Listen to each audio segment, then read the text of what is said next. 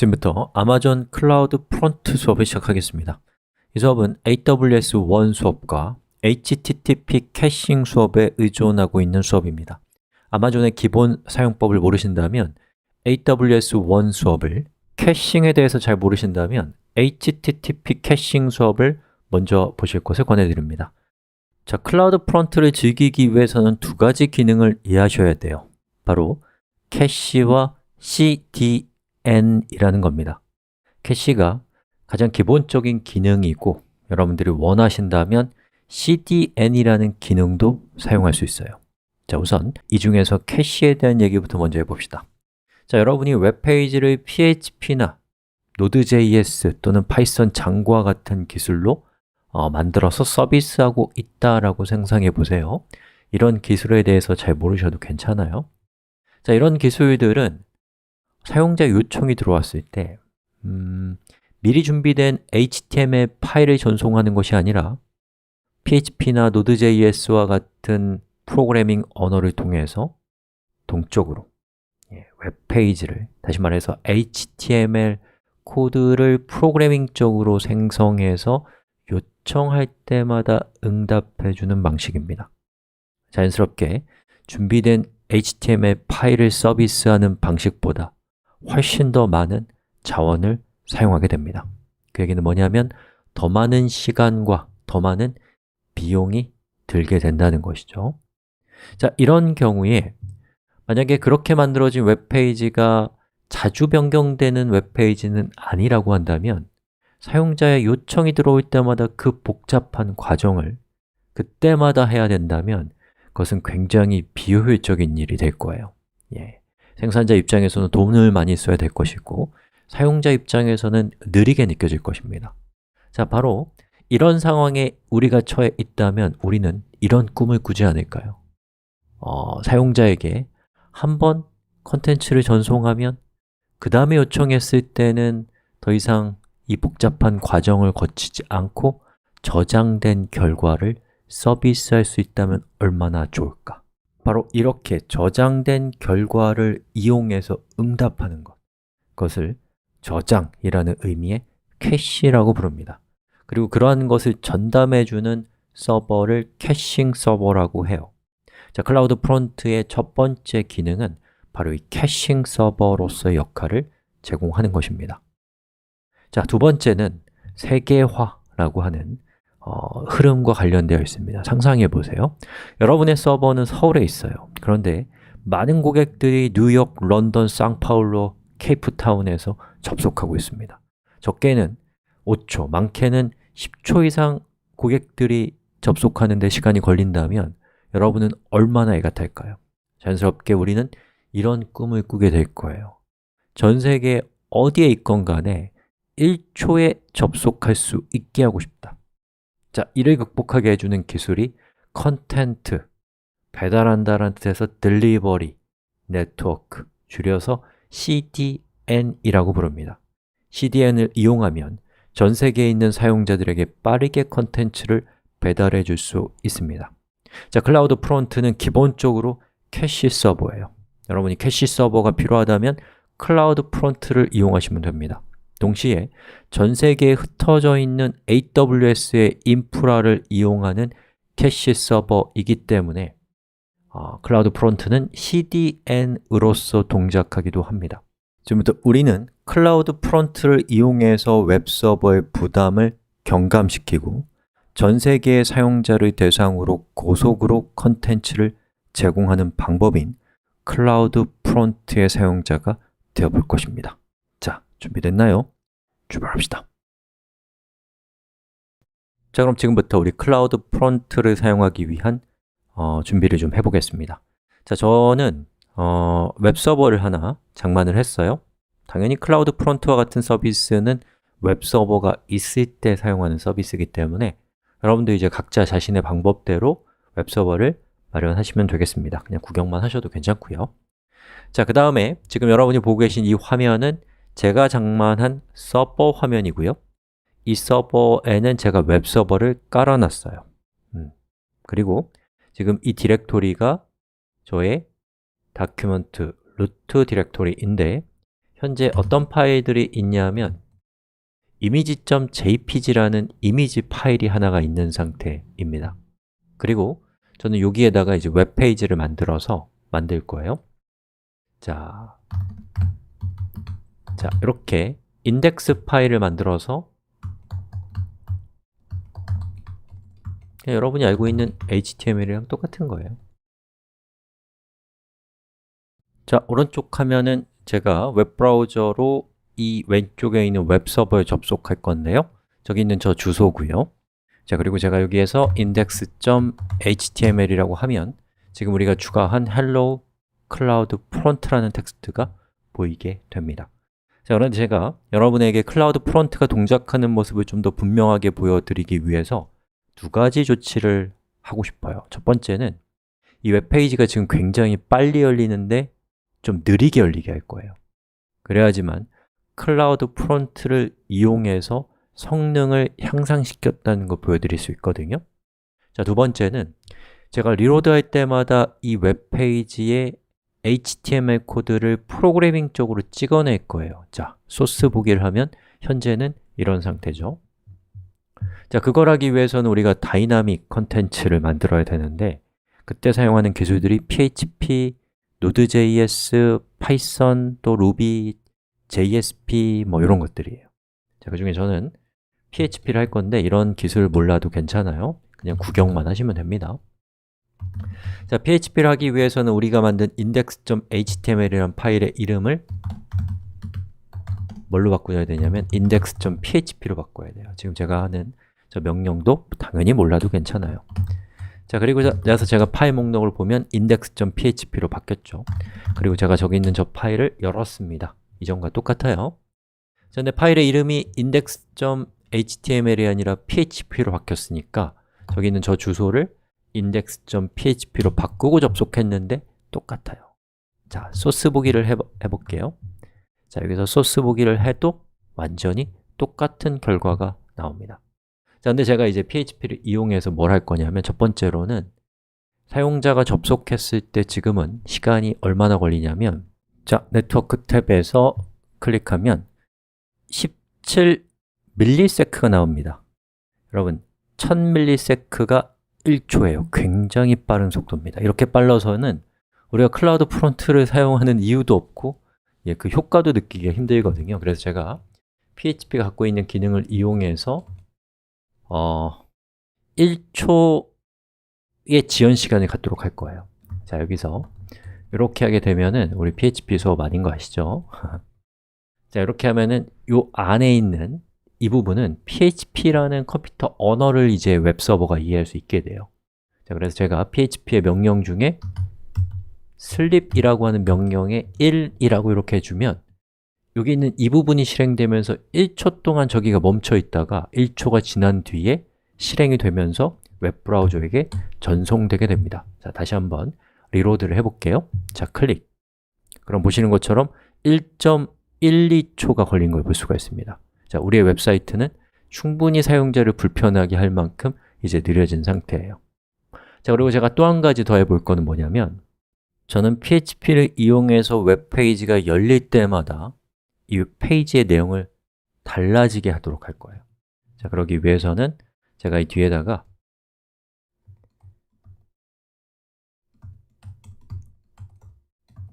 자, PHP 코드를 또 추가해서 여기에다가 프린트 할 거예요. 뭘 프린트 할 거냐면 이렇게 생긴 거예요. 저게 뭐냐면 현재 시간을 표시해주는 PHP의 명령입니다. 자, 저장을 했고요. 자, 리로드를 한번 해볼게요.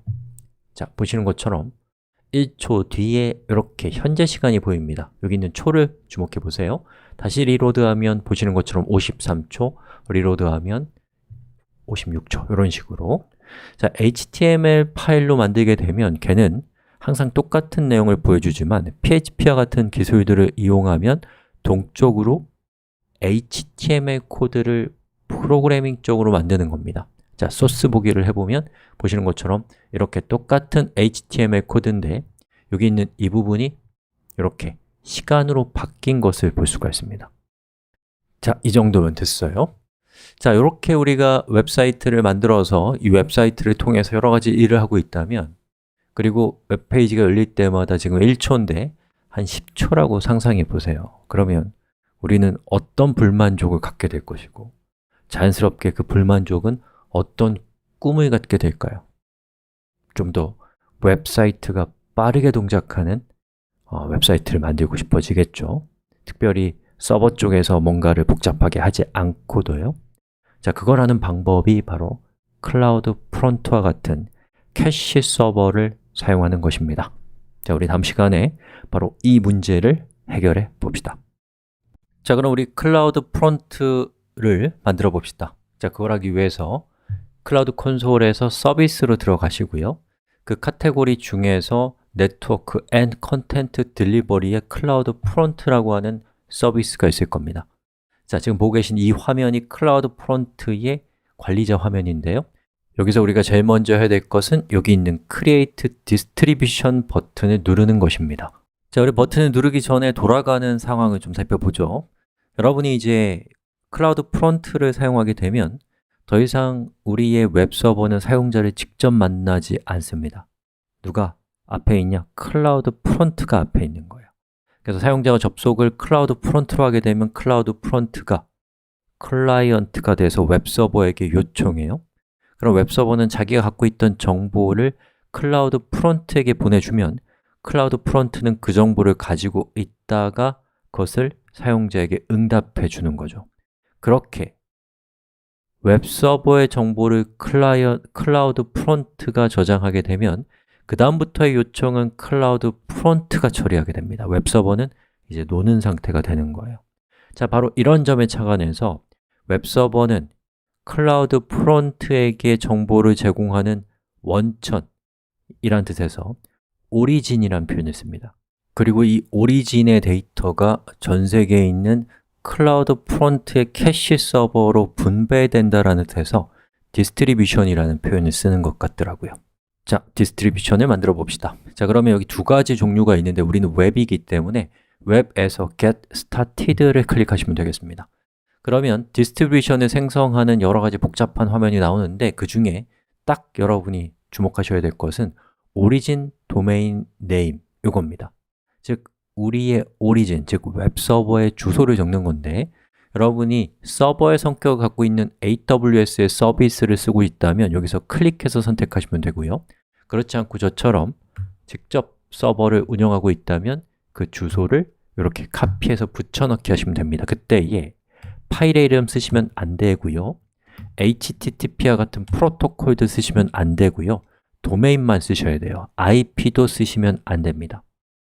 자, 그럼 이렇게 화면이 바뀔 거예요. 그 중에서 여러분이 조금만 주의하셔야 될 것은 여러분의 오리진이 기본 포트인 80번 포트를 쓰지 않고 있다면 예를 들면 여기 있는 이 도메인 뒤에다가 주소를 8080을 써야 접속할 수 있다면 여러분은 여기에다가 8080을 쓰셔야 돼요. 즉, 오리진의 포트를 적는 부분입니다. 자, 그리고 여기 있는 디폴트 캐시 비헤이버 세팅스는 캐시 정책과 관련된 건데 기본에 쓰시면 일단 되겠고요. 디스트리뷰션 세팅은 이것은 CDN과 관련되어 있는 겁니다. 전 세계에 어디에다가 컴퓨터를 배치할 건지와 같은 정보예요. 이것도 우리한테는 지금 관심사가 아닙니다. 자, 그렇게 해서 Create Distribution 버튼을 클릭하시면 자, 보시는 것처럼 이렇게 Progressive 뭐 이렇게 뜰 거예요. 그래서 이제 만들고 있다라고 이렇게 나올 거고요. 요거 이제 시간이 꽤 걸리거든요. 조금 기다리셨다가 완성되면 그때 이제 여러분이 그 다음 스텝으로 넘어갈 수 있게 됩니다. 자, 저는 미리 만들어 놓은 것을 클릭해서 들어가 볼게요. 그럼 General이라는 탭에 중요한 거는 여기 있는 도메인 네임이라고 되어 있는 이 주소가 중요합니다. 바로 저 주소가 우리가 생성한 클라우드 프론트의 주소예요. 자, 접속 한번 해볼게요. /index.php 엔터. 자, 보시는 것처럼 잘 열리는 것을 볼 수가 있습니다. 우리가 만든 웹서버랑 똑같은 내용을 가지고 있는 걸 볼 수 있어요. 자, 그런데 이렇게 만드는 게 중요한 게 아니라 우리가 어떤 문제가 있었고 그 문제로 인해서 어떤 꿈을 꿨었나요? 자, 우리가 만든 웹사이트는 접속할 때마다 시간이 1초씩 걸리는 대단히 느린 웹사이트였어요. 그런데 우리가 클라우드 프론트를 앞단에 배치했더니 접속할 때 속도가 어때요? 14ms입니다. 접속도 해보면 11ms예요. 여러분, 1 밀리세크는 아니죠. 1000밀리세크가 1초예요. 굉장히 빠르게 반응하는 웹 애플리케이션을 우리가 만들 수 있게 된 겁니다. 환상적이지 않나요? 이제 여러분은 나 클라우드 프론트 할 줄 알아 라고 이야기할 수 있는 상태가 된 겁니다. 축하드립니다. 자, 그런데 현실은 복잡하고 사람의 욕심은 끝이 없죠. 우리의 웹사이트는 좀 아쉬운 점이 있어요. 자, 보시는 것처럼 오리진은 느리긴 하지만 접속할 때마다 페이지가 리로드되는 페이지의 이 숫자가 바뀌죠. 계속해서 변화되는 웹사이트란 말이죠. 자, 그런데 클라우드 프론트로 만든 웹사이트는 아무리 접속을 해도 똑같은 상태가 나옵니다. 꽤 오랜 시간 동안. 자, 그러면 이제 이게 어떤 문제냐면 오리진의 데이터가 바뀌었는데 디스트리뷰션은 그것을 모르고 있기 때문에 생기는 문제입니다. 자, 그럼 우리의 다음 도약 지점이 보이죠? 바로 캐시를 컨트롤하는 방법에 대한 얘기를 다음 시간부터 살펴보겠습니다. 자, 우리 이전 시간에 오리진의 내용이 바뀌었음에도 디스트리뷰션은 그것을 반영하고 있지 못한 신선도의 문제에 대한 얘기를 했습니다. 자, 이번 시간에는 이 신선도를 어떻게 유지할 것인가, 성능을 적당히 발휘하면서 적당히 신선한 이게 두 가지를 완벽하게 하는 건 불가능하거든요. 그래서 그 절충한 그것을 찾는 방법을 살펴보겠습니다. 자, 우리 클라우드 콘솔에서 여기 있는 이 디스트리뷰션의 관리자 화면으로 들어가 보시면 여기에 behaviors, 행동, 동작 방법이라는 뜻이죠. 그걸 클릭해 보시면 이렇게 되어 있는 게 있습니다. 여기에 pass pattern이라고 여기 별표라고 되어 있는 것은 이 클라우드 프론트로 들어오는 모든 경로의 동작 방법을 지정한다는 뜻입니다. 이걸 선택하시고 Edit를 클릭하시면 이렇게 생긴 화면이 뜨는데요. 그 중에 우리의 관심사는 오브젝트 캐싱입니다. 즉, 여기서 얘기하는 오브젝트는 그냥 웹페이지라고 생각하시면 됩니다. 이미지일 수도 있고, 아무튼. 그리고 여기에 보면 use origin cache header, 즉, 오리진의 캐시와 관련된 헤더를 사용해서 캐시를 클라우드 프론트에서 얼마 동안 살려둘 것인가 라고 하는 것을 지정하겠다라는 그런 뜻입니다.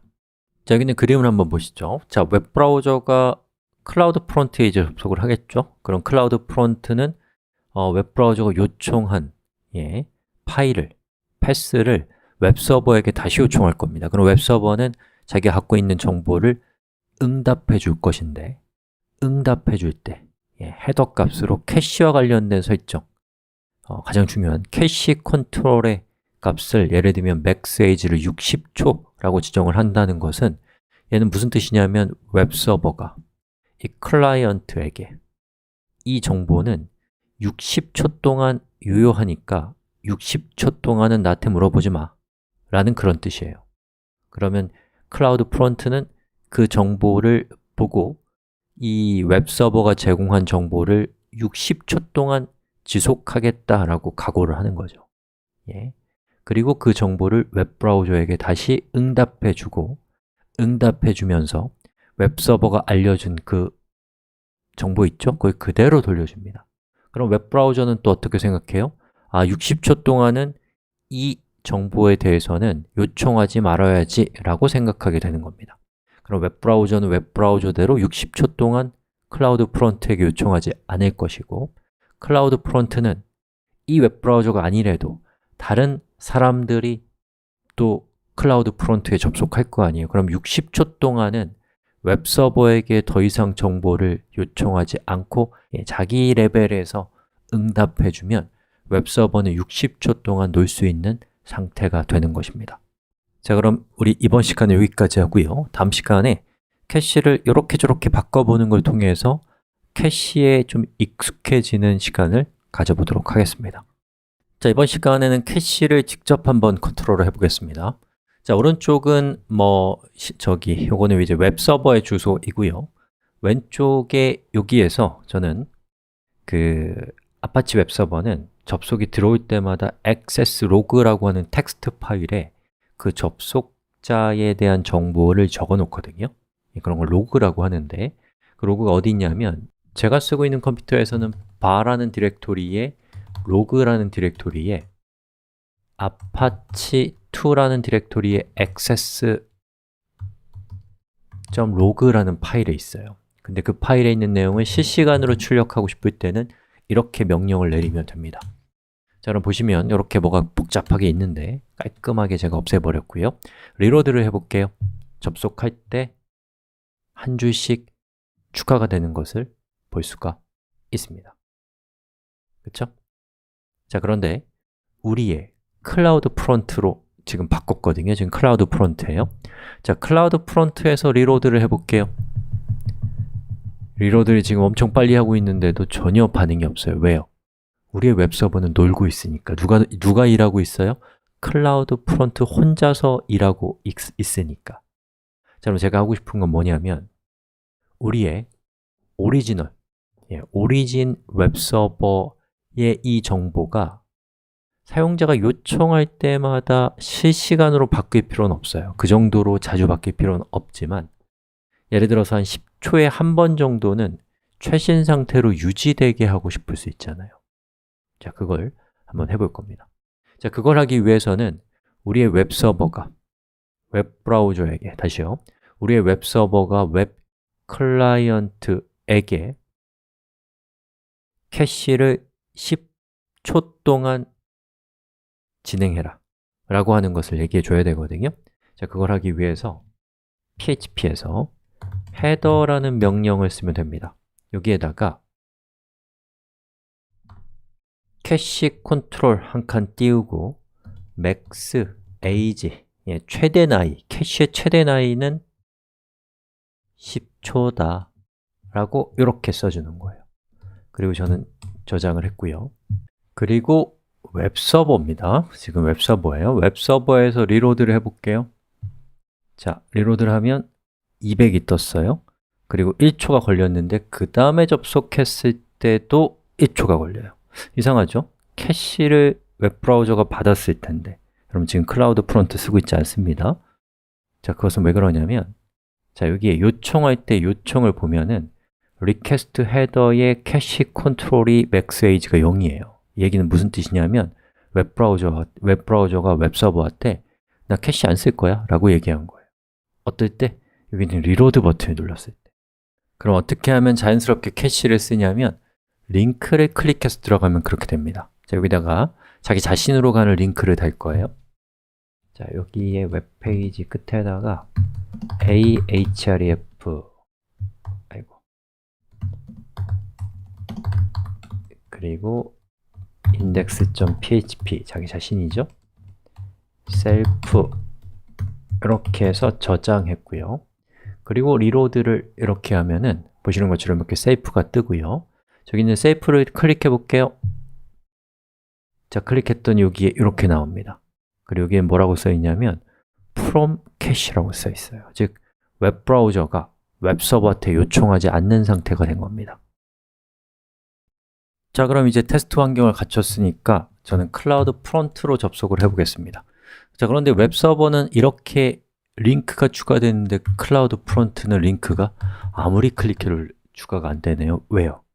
캐시가 살아있기 때문입니다. 그리고 기본적으로 클라우드 프론트는 캐시를 24시간 동안 저장해요.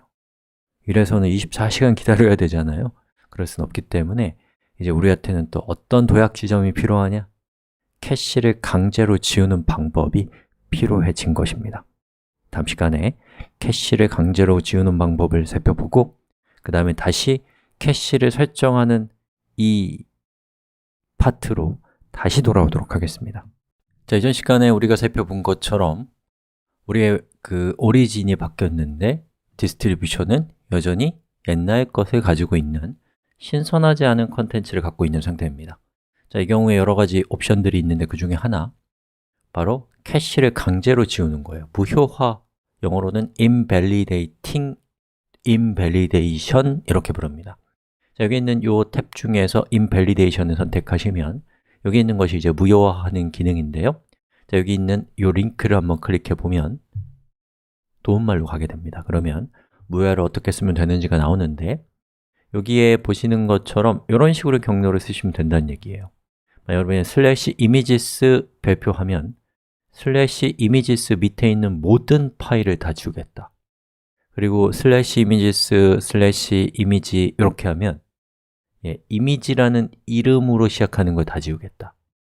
이렇게 하면 특정한 이름을 딱 명확하게 지우겠다 이런 뜻이 되는 거겠죠? 자, 그럼 우리도 해봅시다. create invalidation을 선택하시고 여기에다가 슬래시 index.php 라고 하고 invalidate 라고 하게 되면 이 progress가 뜨죠? 그럼 저 progress가 끝나면 삭제가 끝나게 되는 것입니다. 자, 그런데 이 무효화라고 하는 이 작업은 돈이 들어요. 나중에 우리가 요금에 대한 부분을 살펴볼 때 알게 되겠지만 이 무효화를 할 때는 돈이 들기 때문에 여러분이 궁극적으로는 무효화보다는 다른 전략들을 좀 세울 필요가 있는데 지금 단계에서는 그 얘기를 하지 않아도 괜찮을 것 같습니다. 자, 이렇게 complete가 떠요. 좀 시간이 오래 걸려요. 왜냐하면 전 세계에 흩어져 있기 때문에. 자, 이걸 이렇게 클릭해서 리로드를 해보면 보시는 것처럼 safe가 나타난 것을 볼 수가 있습니다. 자, 이것이 바로 무효화라고 하는 것이에요. 자, 그럼 우리 다시 캐시를 컨트롤하는 화면으로 돌아왔고요. 자, 여기에 저는 캐시 컨트롤 맥스 에이지를 5초로 지정했습니다. 5초 동안만 살아있는 거죠. 자, 일단 저는 웹브라우저의 캐시는 필요가 없기 때문에 여기 있는 disable 캐시를 체크하겠습니다. 그러면 웹브라우저가 캐시를 사용하지 않게 돼요. 자, 그리고 제가 여기서 세이프 버튼을 한 번 누르면 그럼 어떻게 돼요? 클라우드 프론트에 캐시가 형성되는 과정에서 오리진에게 요청을 할 테니까 여기에 로그가 한 줄 띡 하고 뜰 겁니다. 그 다음에 제가 1초 간격으로 클릭을 할 건데 그러면 이제 5초 동안 로그가 뜨고 있지 않다가 5초가 지나면 접속이 이루어지면서 로그가 뜨면 제대로 잘 되는 거예요. 자, 클릭합니다.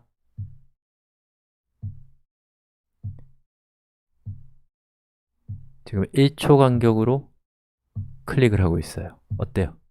5초에 한 번 정도 오리진에 접속하는 걸 볼 수가 있죠. 바로 이렇게 여러분이 캐시 컨트롤이라고 하는 그 헤더 값을 조정하는 걸 통해서 이 클라우드 프론트의 캐시의 수명을 조정할 수 있게 됩니다. 그리고 이 클라우드 프론트는 이 오리진이 전달한 캐시 컨트롤을 그대로 웹브라우저에게 전달합니다. 자, 클릭해 볼게요.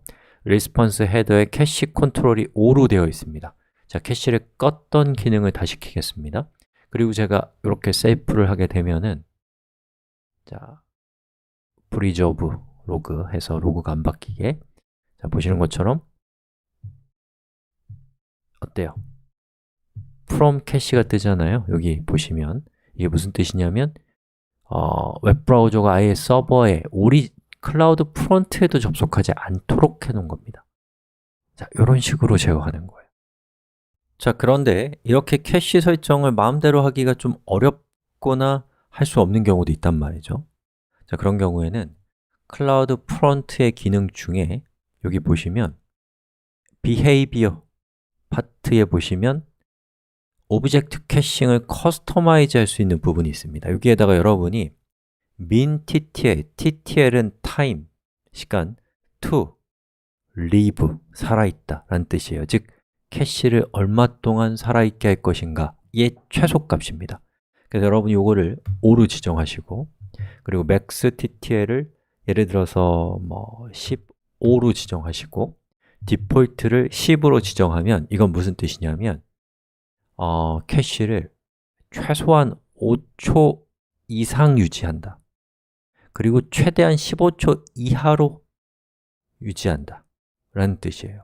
즉 5초보다는 오래 가고 15초보다는 적게 가는 캐시를 사용하겠다 라는 뜻이고요.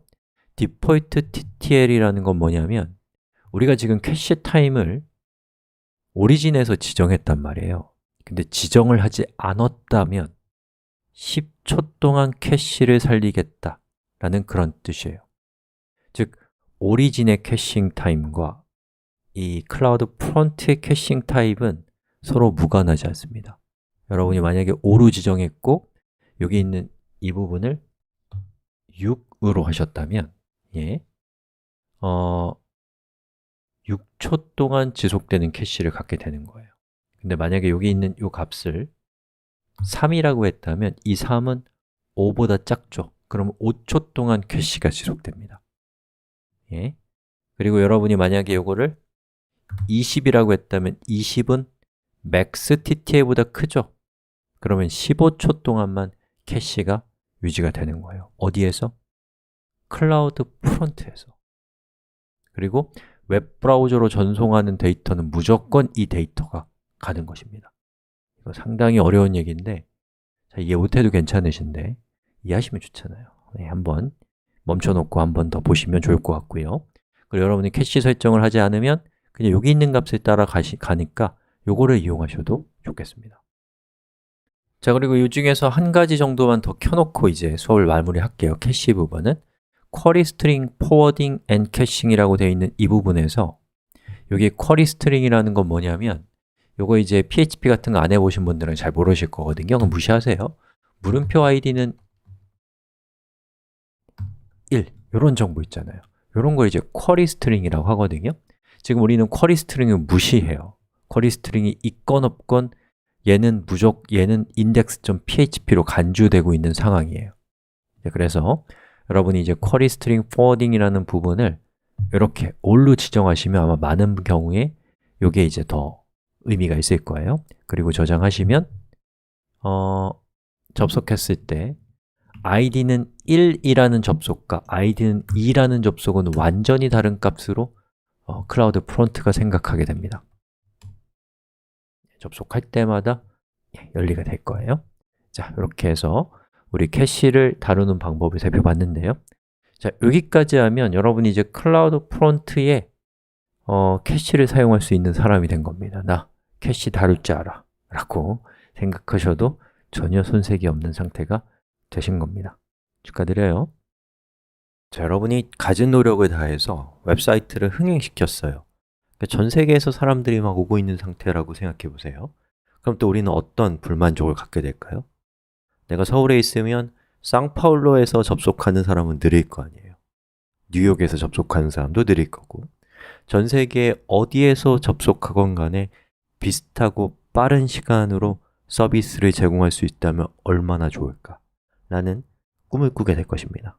자, 그 꿈을 실현시켜주는 기술들을 컨텐츠를 딜리버리하는 네트워크라고 해서 CDN이라고 부릅니다. 클라우드 프론트는 기본적으로 CDN이고 그리고 CDN 기능이 켜져 있기 때문에 여러분이 CDN을 킨 적이 없음에도 CDN은 켜져 있었던 거예요. 자, 이번 시간에는 우리 CDN을 통해서 전 세계에 있는 사용자들과 빠르게 만나는 방법을 살펴봅시다. 자, 우리의 디스트리뷰션으로 들어가 보면 여기에 General이라는 부분을 클릭해 보세요. 그러면 Price Class라고 Use All Edge Locations라고 되어 있습니다.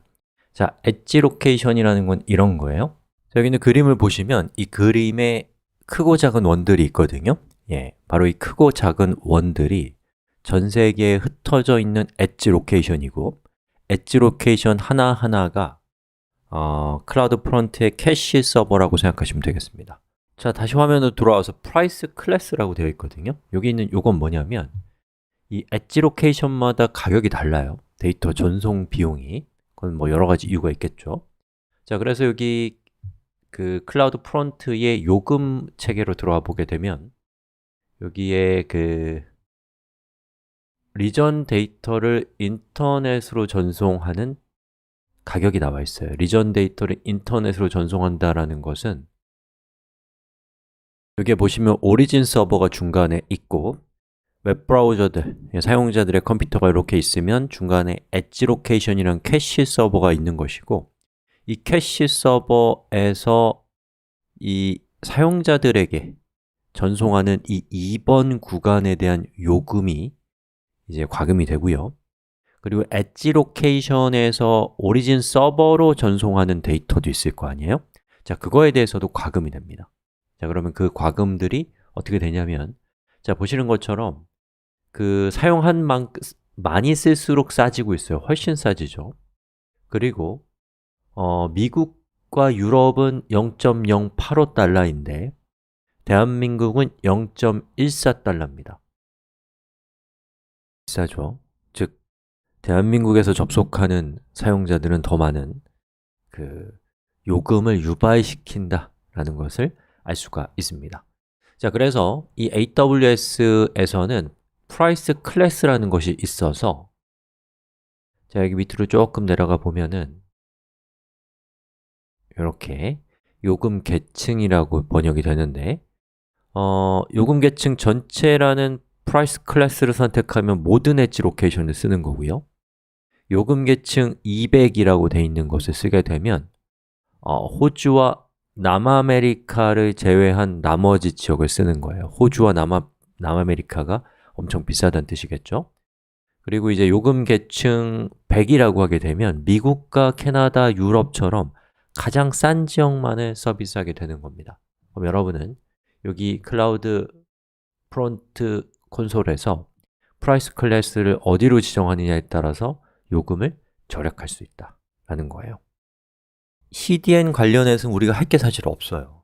할 게 없는데 속도의 차이를 좀 체감해 드릴 수 있도록 좀 재미삼아서 제가 오리진만 사용했을 때와 이 CDN을 사용했을 때, 클라우드 프론트를 사용했을 때의 전 세계적인 속도 차이를 한번 여러분들이 볼 수 있도록 한번 시도를 한번 해볼게요. 자, 저는 .com/tools.com이라는 사이트로 들어왔고요. 이 사이트에다가 여러분이 주소를 주게 되면 이 사이트가 갖고 있는 전 세계에 있는 컴퓨터가 각각 여러분의 그 주소에 접속해서 스피드 테스트를 하는 사이트입니다. 그래서 왼쪽에 있는 이 주소는 저의 서울에 있는 오리진이고요. 오른쪽에 있는 이 주소는 클라우드 프론트를 통해서 제공되는 서비스 화면입니다. 자, 이걸 하기 위해서는 우리가 기존에 있었던 캐시를 좀 없애버릴 필요가 있기 때문에 캐시를 먼저 없애볼게요. 모든 캐시가 삭제가 될 겁니다. 자, 그리고 테스트를 진행하기 전에 저는 저의 웹페이지에 지연하기 위해서 1초를 지연시키는 저 코드를 빼서 최대한 빨리 서비스 태그에 바꿨습니다. 자, 그리고 한번 테스트를 이제 시도를 해보겠습니다. 자, 시작이 됐고요. 아래쪽에는 이제 액세스 로그가 보이는 것을 볼 수가 있습니다.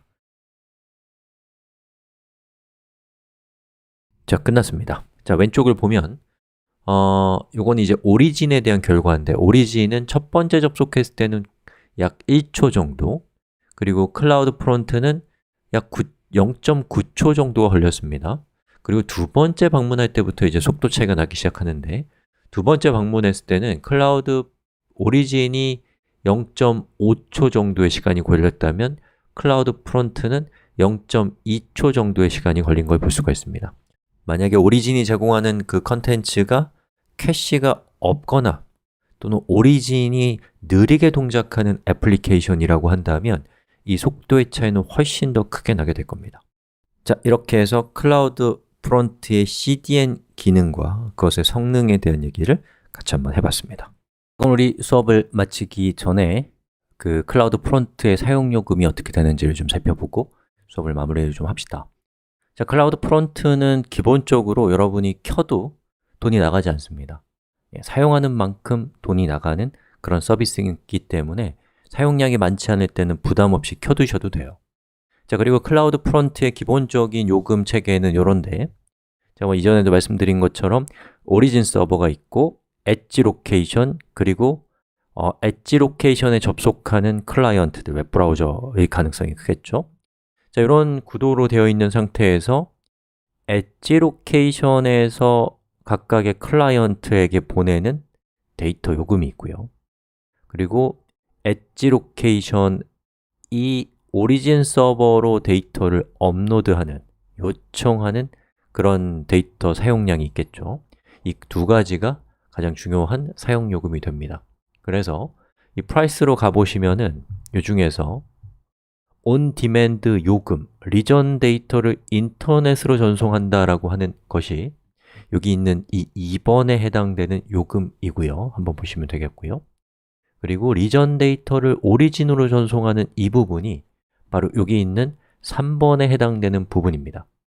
자, 그리고 또 살펴봐야 될 것이 모든 HTTP 메소드에 대한 요청 요금이라고 되어 있는데 요거는 뭐냐면 이 위쪽에 있는 제가 지금까지 말씀드렸던 것은 데이터를 전송하는 양에 대한 거고요. 요 밑에 있는 이 부분은 이 데이터를 요청하는 여기 있는 이 각각의 클라이언트가 엣지 로케이션에게 요청이 들어올 거 아니에요? 그 요청의 수에 대한 요금입니다.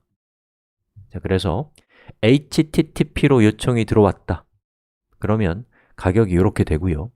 HTTPS로 요청이 들어왔다고 한다면 HTTPS는 암호화와 같은 좀 더 많은 컴퓨팅 파워를 쓰기 때문에 아마도 더 비쌉니다. 자, AWS 프라이스 칼큘레이터 이렇게 검색해 보시면 이렇게 생긴 간단한 서비스가 나오는데요. 여러분이 요금을 시뮬레이션 해볼 수 있는 서비스입니다. 자, 그 중에서 우리는 클라우드 프론트를 선택하고 그리고 choose region을 저 같은 경우는 서울로 하겠습니다. 별 차이는 없을 것 같은데 자, 그리고 이 중에서 데이터 트랜스퍼 아웃이라고 되어 있는 이 부분은 바로 여기 있는 2번에 해당되는 사용량을 적는 거예요. 그래서 100기가를 한 달에 쓴다. 그러면 4달러 정도가 나온다는 걸 보여주고 있고요. 그 다음에 여기 있는 out to origin이라고 되어 있는 부분은 3번에 해당되는 요금입니다. 자, 저거는 뭐 많지 않겠죠, 대부분의 경우에. 그래서 1기가 정도 추가된다. 그럼 이제 가격 차이가 거의 없죠. 그 다음에 이제 요청에 따라서 즉 2번에 해당되는 요청마다 비용이 과금이 된다고 했잖아요. 그래서 만약에 데이터를 100기가를 썼는데 이 서비스하는 그 뭐죠? 그 컨텐츠가 하나에 1메가 정도 된다. 예, 그러면 이제 요청의 숫자를 계산할 수가 있겠죠. 그렇게 계산했더니 여기에 보면은 리퀘스트가 0.09달러라는 뜻이에요. 자, 그런데 반대로 요청이 그 각각의 컨텐츠가 1KB 밖에 되지 않는 작은 컨텐츠를 많이 서비스한다는 얘기는 요청이 엄청나게 많다는 거죠. 예, 100기가를 쓸 만큼 요청이 많아야 되니까 그런 경우는 가격이 확 뜁니다. 보시는 것처럼 86달러로 가격이 확 뛰는 것을 볼 수가 있어요. 자, 그 다음에 이제 객체를, 즉 클라우드 프론트에 있는 캐시를 지우는 무효화 요청은 1000개까지는 무료인데 1000개 이후부터는 경로당 0.005달러가 청구가 된다라고 적혀 있는 걸 볼 수가 있습니다. 그리고 뭐 기타 등등의 짜잘한 이 뭐랄까요? 가격들이 나와 있고 아주 중요한 거 요금 계층이라고 되어 있는 이 부분 이게 이제 여러분이 사용하는 그 트래픽이 주로 어디에서 발생하는지를 지정을 하시면 그거에 따라서 최종적으로 그 예상되는 요금을 이렇게 계산해서 보여주는 화면이에요. 자, 그리고 아주 중요한 부분 여기 보면 프리티어라고 되어 있죠.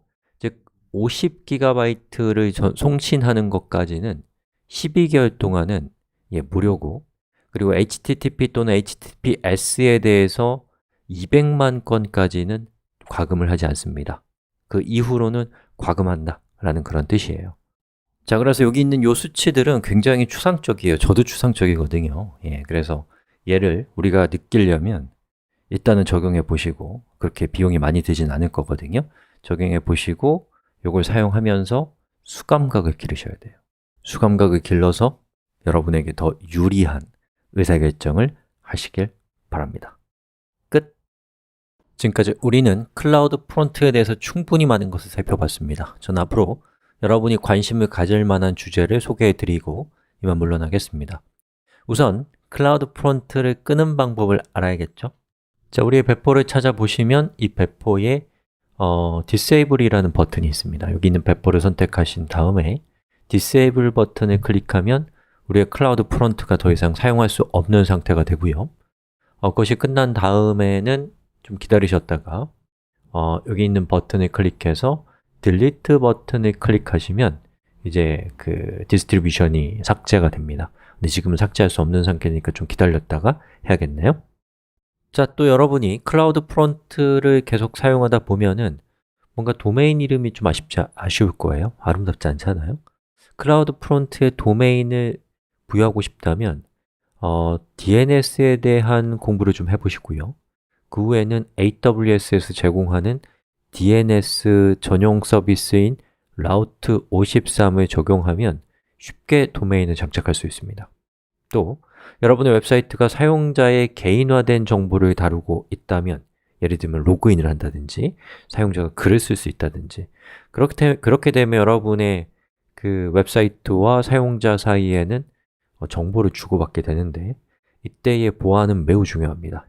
이런 상태에 있는 분들은 HTTPS, 이것을 가리키는 똑같은 말인 SSL, TLS라고 부르는 기술을 살펴보세요. 사용자의 정보를 훨씬 안전하게 보관할 수 있습니다.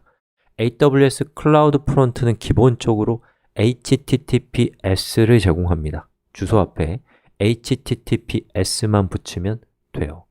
만약에 여러분이 도메인을 새롭게 장만해서 그 도메인을 클라우드 프론트에 붙였다면 Certificate Manager라고 하는 AWS의 서비스를 이용하시면 이 서비스가 HTTPS를 사용하기 위해서 필요한 인증서를 자동으로 만들어줘요. 복잡한 과정 없이 바로 HTTPS를 적용할 수 있습니다. 오늘날 많은 웹사이트들이 동적이에요. 예를 들면 사용자가 로그인을 했다면 로그인한 사용자마다 다른 웹페이지를 보여주잖아요. 또 사용자가 접속한 디바이스가 모바일인지 데스크탑인지에 따라서 같은 주소인데 서로 다른 디자인의 웹페이지를 보여주기도 합니다. 또한 접속한 사용자의 지역에 따라서 다른 정보를 보내주기도 하죠. 클라우드 프론트는 쿠키, 헤더, 지역에 따라서 서로 다른 캐시를 보관할 수 있는 기능을 가지고 있습니다. 이런 기능을 활성화하면 사용자마다 개인화된 정보를 클라우드 프론트를 통해서 제공하면서도 성능은 향상시킬 수 있게 됩니다. 동적인 컨텐츠를 제공하는 방법에 대해서 살펴보십시오. 자, 클라우드 프론트는 애플리케이션의 상태를 보여주는 여러 통계 기능도 제공해요. 이런 기능들을 자주 살펴본다면 여러분의 서비스의 상태와 그 상태에 따른 수 감각이 길러질 것입니다. 이런 감각을 갖추었을 때 어떤 이상 징후나 또는 대박 조짐과 같은 특이점을 감지할 수 있을 것입니다. 자, 여기까지입니다. 이제 우리는 전 세계를 대상으로 서비스할 수 있는 강력한 힘을 갖게 되었습니다. 여기까지 오셨다면 나 클라우드 프론트 할 줄 알아? 나 캐시 서버 쓸 줄 알아?